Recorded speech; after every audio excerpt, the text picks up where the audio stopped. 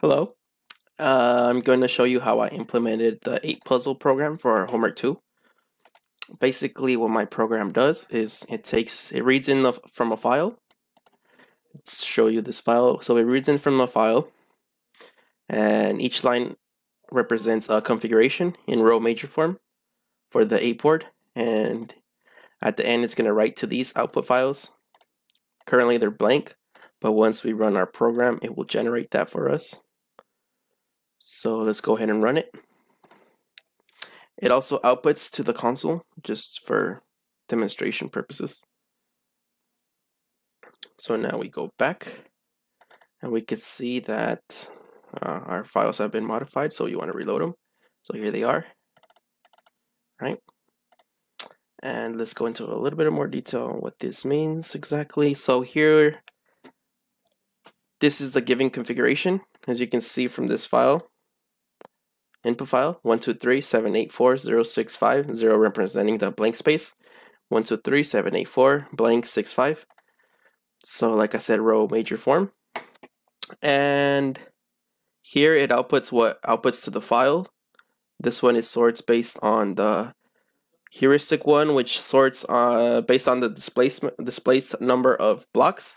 And this heuristic 2 is based on the Manhattan distance for the blocks.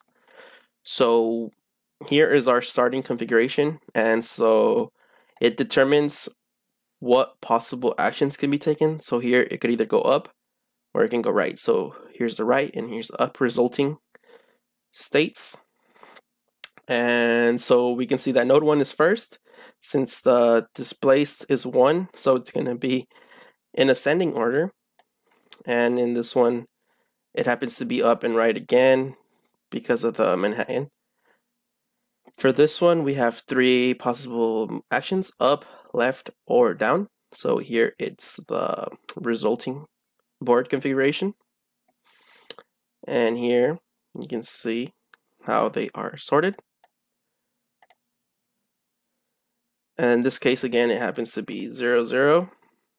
Okay, so for this one, actually, since once we move our blank space to the left, this is the resulting or the goal state, right? So then that's why it's showing that H displaced and H Manhattan is 0. Because for the left one, this is our goal state, so it should be 0 since none of them are displaced. Next, we have this one. So it could be left or up. And this is one of those that we can see it's not necessarily sorted the same. So this one is left and then up. This one happens to be the displaced is the same, but the Manhattan is different.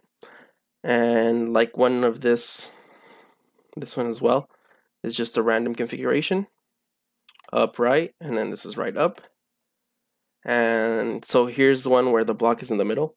So it could be 4 possible actions, up, all of the 4 possible actions, so up, left, right, or down. And we can see that here it's sorted differently, so left, up, down, right, left, up, right, down. And it's all based on the Manhattan or the displaced. Heuristic 1 sorts in the displaced. Heuristic 2 is based on the Manhattan value. And so let's go a little bit about what my program really does. So it takes in a line, that line from the input file. And since this is a string, I do convert it into an integer array. So we parse it. So yeah, first we split it with a delimiter of the comma, which separates the integers. And then we created an array of ints.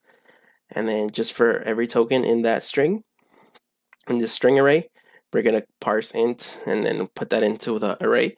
And then we're going to call our default constructor for the new node, the new parent node, which would be this given one right here.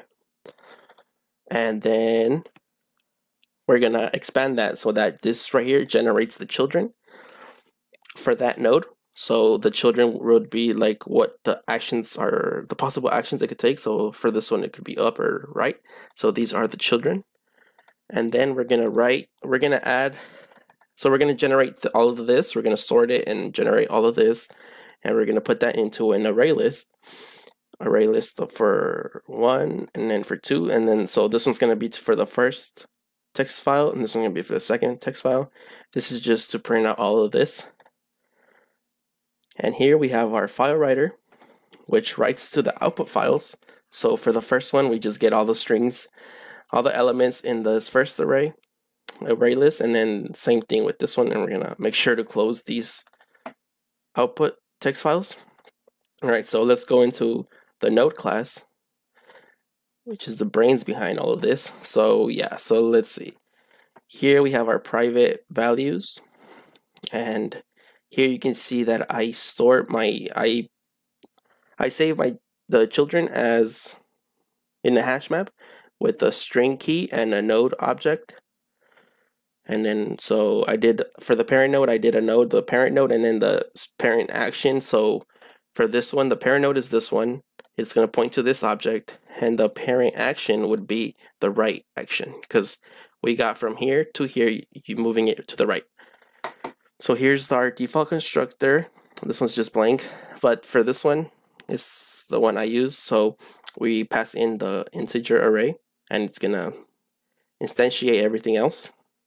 And since this is the parent node, it's gonna its parent node, it's gonna be null since it has no parent node, since it is the parent node. And then here's my equal state, which just checks if two nodes are in the same state.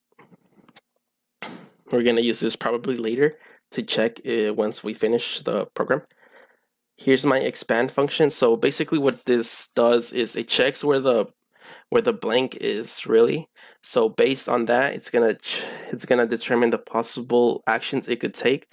So if it's in the blank position is 0, meaning it's in this one, so it could only go left, or it could only go right or down. So here's our possible actions. In this case, for example, in this case, the blank is here, so it'd be 0, 1, 2, 3, 4, 5, 6, position 6. So here it is. So it could be up or right?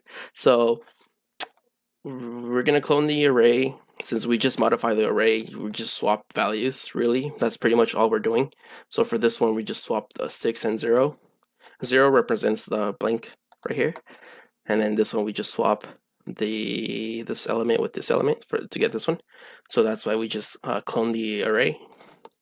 And then we do new nodes, which we then add to the hash map for the children of this parent node.